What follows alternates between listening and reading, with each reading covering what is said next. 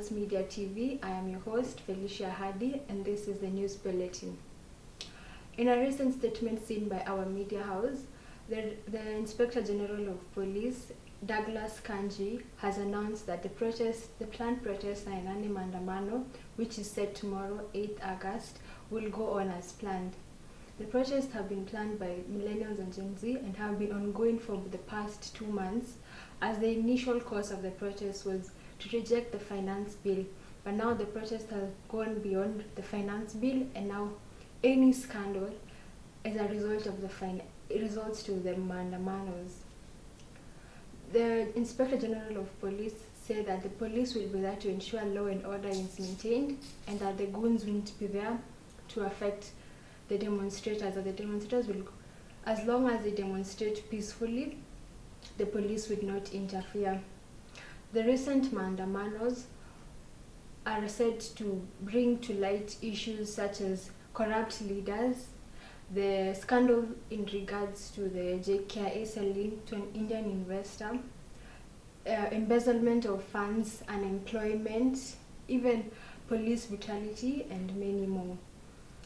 As the Gen Zs take on forward, it has been said that since there wasn't protest last week, the protests are set to begin tomorrow, as Kenyans from all counties, all 47 counties, are set to meet tomorrow at Uhuru Park, as the aim is to get 8 million Kenyans in Uhuru Park as they plan to march to State House. We will bring you live coverage in regards to the protests tomorrow. And coming in our news is the breaking news on Joe Biden's dropping from the election race. So the unexpected decision has been sent through the political landscape that the current US President, Joe Biden, has cited personal reasons for his withdrawal from the race. Joe Biden has served as the 46th President of the United States since 2021, and he thanked his supporters and expressed pride in the accomplishments of his administration. He said that it has been an honor of my lifetime to serve you as a president. However, after careful consideration, I have decided not to seek re-election. I believe it is time for a new generation of leaders to step forward and continue the work we have begun.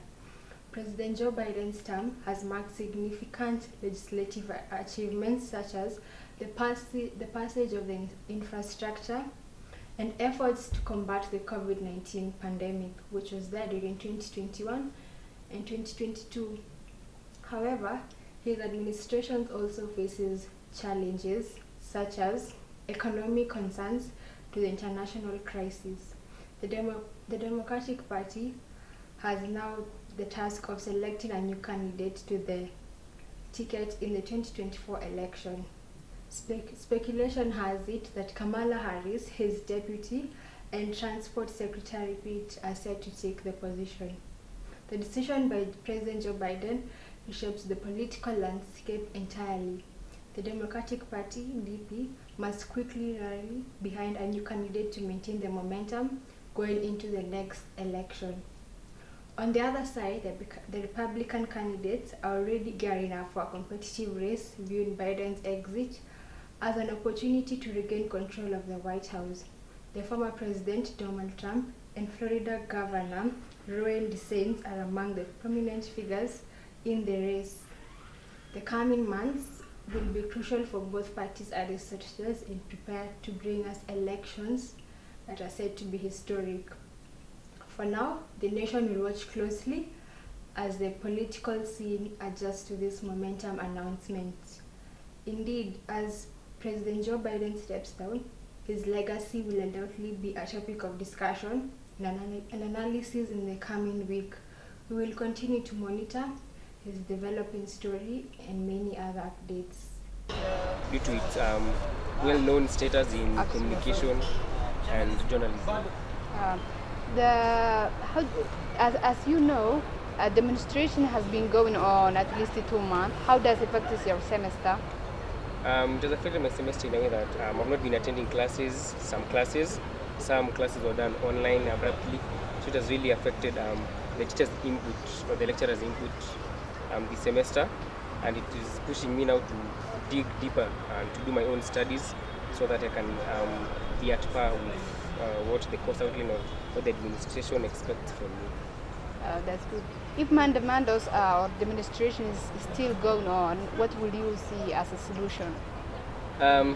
Solution to is just the government to hear our cry and our plea. If they don't, we still take it to the streets and show them that we are not yet heard and enough is enough, that we need change in this country and in this government regime. Thank you so much. Thank you for allowing me to interview. Welcome.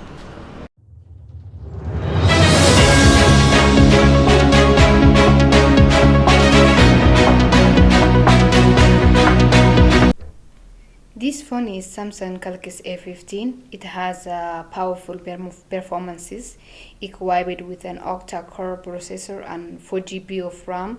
The Galaxy A15 handles multitasking with ease, ensuring smooth performances for all your apps. Advanced camera system capture every moment in stunning details with wide camera setup featuring 48 MP main sensor, ultra wide, macro and depth lenses, long lasting battery, stay connect all day with the massive 5000 mAh battery and recharge quickly with 15W fast charging, ample storage with 64 GB of internal storage, expandable up 1 TB with micro SD card. You have been actually of room for all your photos and video and apps. Seamless connectivity, enjoy fast internet speed and reliable connectivity with 4G LTE support and Wi-Fi.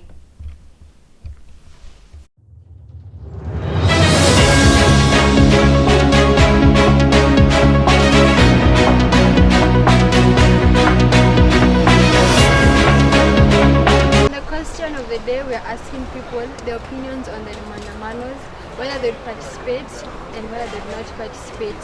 So my opinion is that the demonstrations are useful. We have actually seen change brought as a result of the demonstrations. People's voices are heard and results come after the demonstrations. Thank you. And the ongoing demonstrations. I love them, putting the government to task on promises made and calling out corruption and all the vices the government has committed so far. I love the protests. Thank you for your time. Welcome. So what is your take on the demonstrations? My take, I support the demonstration because it's our right to speak. But the fact that youths are being killed, people are being abducted, it's not fair, it's not right. Yeah. So what is your take on the ongoing demonstrations? My take is they're very effective, putting the government on toes on the promises they made, the fake promises, I should call them, the fake promises they've made, the corrupt leaders that we voted for and who convinced us to vote for them. And also, my other take is that it's also sad seeing people dying when they're fighting for their rights. So the government should do something about it. Yeah. Thank you. Welcome to Entertainment News. I am your host, Hamid Angele. And today we'll be talking about the Live Island 2024. It has been another thrilling season filled with romance, drama, and unexpected twists. Hosted by Maya Jama. The show returned with a fresh batch of contestants looking for love in the sunny villa of Maloka. This season saw many new faces, including notable contestants like Mimi Ngulube and Josh Oyinsan, who eventually won the series. Throughout the season, viewers were kept on their toes with various challenges and dramatic recouplings. Key moments included the return of the infamous Snog, Mary, Pie, and intense challenges that tested the compatibilities of the couples. This season also featured the usual mix of heartbreaks and budding romance. For instance, Umajama made headlines when she decided to leave the villa voluntarily to be with her partner, Will Anderson, after his elimination. Yeah, and that's all we have on entertainment.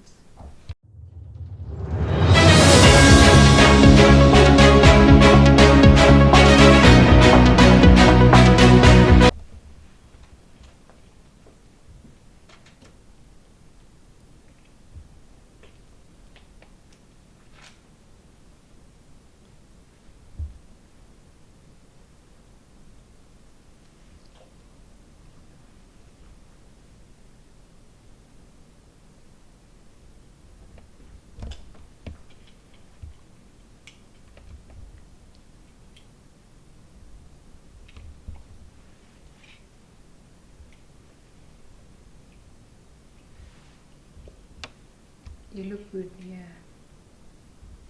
Thank you. I want this one. Okay, you're welcome.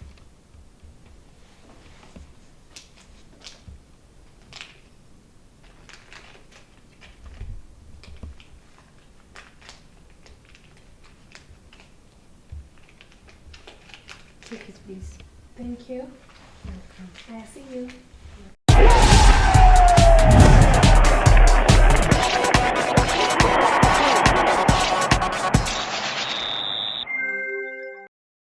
And on sports, we bring you our Kenyan performance at the Paris Olympic Games. Kenya continued to show its dominance and its exemplary performance at the Games, with Faith Kipyegon winning the women's 500 meters race as she secured gold, with Eliud Kipchoge securing gold at the men's marathon. Beatrice Chepkoech secured gold at the 3,000 meters steeplechase, and Conselius Kipruto took silver in the men's race. Ferdinand Omanyala made waves by reaching the finals in the men's 100 meters, signaling a beautiful future for the Kenyan sprinter. That's it for sports. Bye. Hello, good evening, and welcome back to Pulse TV. I'm your host, Hamida Ngele, and tonight on our talk show, we have our guests. Virginia Bogo, admission 223715. Miss Kijama, admission 232855. Yeah, those are my guests. And today we'll be talking about the ongoing protests in the country. The protests began like 2 months ago and they're still ongoing at the moment. So the protest as far as to about finance bill, and I think it's a legit reason. But then now it's more of bad governance and everything, and also usage of public property in a bad way, like money. Yeah, so I'm going to ask my guests their opinions on the ongoing protests. Yes, so Okay, I'll start with the protests were very successful, in terms of, you see now the cabinet secretaries were sent home and then they chose another one. So we can say that even if there were a lot of hiccups, but at least there were some progress we made. And, there are more things to come. True. Yeah. But I feel like the one for cabinet, it wasn't really okay. It was what can I say? Like, I feel like the protests, yes, they helped in that sector, but I feel like the way they removed the cabinet and then they kept them back. They didn't really remove people. You understand? They like put 2 new people or something. So on the cabinet, I don't think they've done anything new. Yeah, but anyway, your opinion on the ongoing protest? Yeah, it's okay. It seems like okay everything, but sometimes when we look the other side, I'm not agree to what I'm saying, like to destroy the properties. Yeah. So we are brought to be protesters to reject something because government is working us. So, but I'm not agreeing to destroy our properties and our lives. True. Yeah. Okay, what are your opinions on the police brutality and what do you think the government should do about it? Okay. The government is doing nothing about the killings. So, like, it's up to us Kenyans, like, we protect ourselves. Because, even if you check the news now, those police officers that were killing people, they have not been paid, imagine. True. So, like, I don't know, they feel like, when you kill someone, like, you're going to get money. And, okay, I don't think, like, they were given orders, but when you're given orders, you're supposed to, to make your boss feel nice. But they're not the problem. The problem is the people who are above them. No. So we are supposed first to clear, like, people who are above. But generally, I don't think police brutality is a good thing. Yeah, me too. But I feel like as much as you're given orders, I feel like you also have your brains to think for you, because when you're given an order to kill someone, you really just kill someone. And Okay, even if you check, you see, like in the time they were just hiding the fingerprints so that the IPOA don't like look for them. For But the people, still, yeah. I feel like they're so confident because the same policeman that killed, for example, Rex, he's still out here. We're still seeing him on the television during protests. He's there still beating people, shooting people, and there's nothing that's been done about it. I feel like that's not okay. Okay, you know, like you see, for example, those people who were with guns in parliament, we saw them clearly. But when it comes to identifying people, they are saying that, no, I don't know that there was no enough evidence for them to arrest someone, or So and we saw them clearly. I know. The only thing that is on the internet. even when we come back to Rex, they removed his bullet, and then they said that he was not killed through gunshot. I don't know. They said I don't know something, because you know when you do the autopsy, you're supposed to remove the bullet. Yeah. Then you see whose gun this bullet came from. Exactly. But they didn't do that. There was no bullet. They said there was no bullet. So I was thinking when that bullet came and then it left, but it can't. And then for us it's even very different because the person that killed him, he was clearly seen on camera. Like this guy was seen shooting him, and everybody saw his face, and he was all over the internet. But then the other protest for Tuesday, he was still there, and he was still shooting people without even. He didn't even hide himself. He didn't even have a mask. Okay. When it comes, I don't know, but you know, it's just he looks like he was sent by someone. Sure. But you're not sure about that. Yeah. What's your opinion, Miski, on the police brutality and everything? I am agree with her. No. Absolutely. Okay. Okay, so that has been our discussion, and we'll be covering tomorrow's protest as well. And we hope that it will be very peaceful and nobody will go home. No family will mourn their loved ones. Thank you for being with us here. Good night. Good night.